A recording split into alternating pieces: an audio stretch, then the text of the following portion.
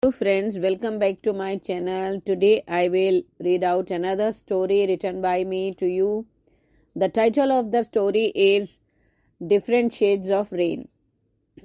Rain is one of the most beautiful gifts of nature. Rain brings inspiration. Rain is not just a million drops of water recycled for thousands of years. It's a billion memories, bitter or sweet, small or great, all still unforgettable. When we were small, rainy days were the best days, jumping in puddles, playing in the mud, floating our lovely paper boats, etc. There is something comforting about listening to the live music of the rain. The tiny droplets pitter-patter on the window turns into a beautiful melody. The refreshing smell of soil after rain makes you crazy. The green patches of farms call you to thank God for bestowing blessings upon us in the form of beautiful nature. But sometimes its wrath makes you sad and depressed, especially when you have lost someone near and dear to you. A long time ago, I used to live with my family in a beautiful valley in Uttarakhand.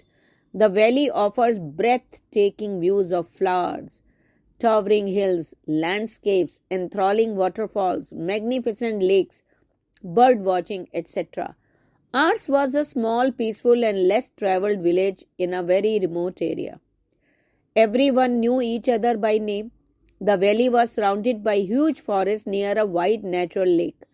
I remembered that in the village, small children used to play hide and seek in the forest, climbing the trees, plucking ripe peaches, singing and dancing together during the rainy season.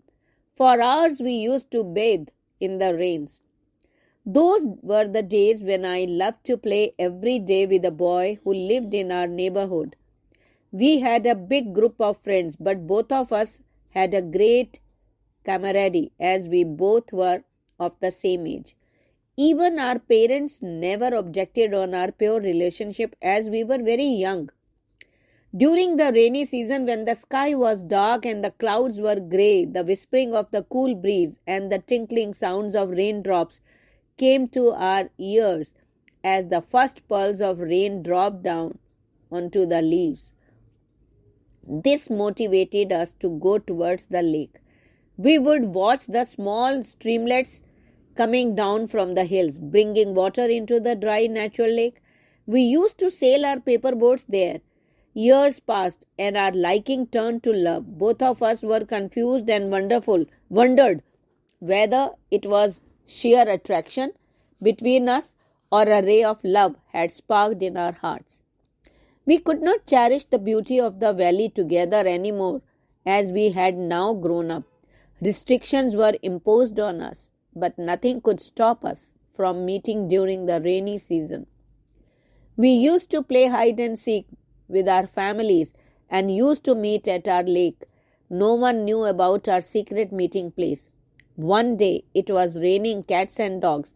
I thought of not going to the lake, though it was just 4 o'clock in the evening. The dark clouds, the thunder, the lightning scared me. Somehow I was reluctant to go as my sixth sense was stopping me and was making me feel that I was going to lose something. But his repeated request made me to go near the lake. We sat on a high rock in the middle of the lake as there was very little water there. We shared our childhood memories, laughing and playing together in the water. We were so engrossed in ourselves we did not realize that the water was rising in the lake. I shrieked when a strong current touched my feet. It was time to run for safety. I was not a swimmer, so he held my hand and pushed me quickly towards the bank of the lake. On reaching there, I was able to hold on to the branch of a tree. I tried to pull him, but the current became so strong that though he was a good swimmer, he was unable to hold his balance. Within a few seconds, he was swept away from me, struggling against the strong currents. I cried aloud as I felt that my life was slipping away from me. I could not help him as he was helplessly floating along with the current. It grew dark and I had to return home. I had my tears and said goodbye to him. I prayed for him to rest in peace. I came back home and made an excuse. I wanted to be alone and touched. I couched in my bed, held my head into the pillow, and cried. The scene was like a nightmare for me. Next morning, his body was found by a farmer of our village. The laughter of the village turned into mourning at his sudden death. I was quietly watching all this. No one knew what had happened the previous night. I hid all the moments in the coffin of my memories. I could not gather the strength to open my mouth. A few days after the cremation, everything was quiet, but in the deep ocean of my heart, I was fighting with myself. I used to go every day to the lake without anyone's knowledge to pay my tribute to him, not just for saving my life, but for the lovely times he had spent with me. Those moments give me some solace. Yes, I felt as though my body was without a soul. Days passed, years passed, and I got married.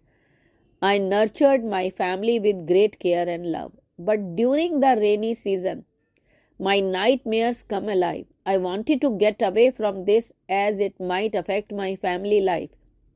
To this end, I started playing with my kids in small puddles like I used to do with him. It gave me some happy moments. I somehow found his reflection in my child.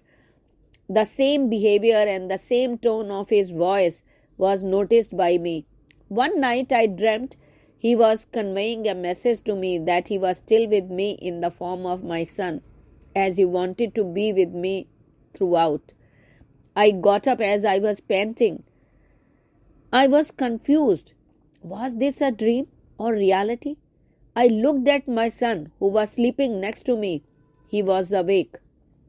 He held my hand and said that he would always be with me, so I should not get scared. I felt that same last touch of his when he held my hand to save me. I hugged my son, and from that very day my nightmares vanished. I could feel the different shades of misty rain after that incident. Thank you. I hope you like the story, and if you like, please like, share and comment. Thank you.